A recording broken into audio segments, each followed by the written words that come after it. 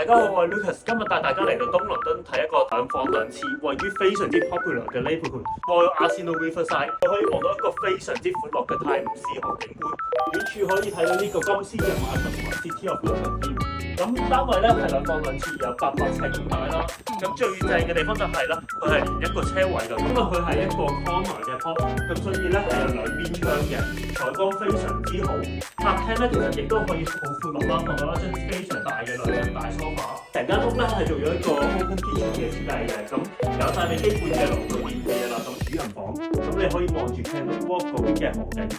亦都有一個兩門嘅大衣櫃。咁全部都係包含咗俾你㗎啦。咁同埋咧，你而家喺呢個 video 上面見到嘅傢俬咧，其實都可以跟埋呢間屋一齊賣俾你嘅喎。但係揾租客投資嘅話啦，咁就非常之適合啦。浴缸嘅設計啦，咁你見到啦，入邊仲有一個嘅櫃喺度，見到係每個角落咧都可以望到好勁嘅呢間屋。呢個房間啦，佢係一個雙人床嘅大房啦，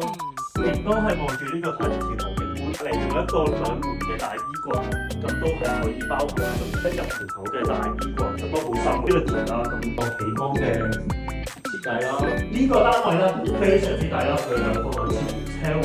都係講緊68萬，咁仲要係高層單位嚟嘅喎，咁得一間嘅就如果大家有興趣咧，就即刻聯絡我嚟睇樓啦。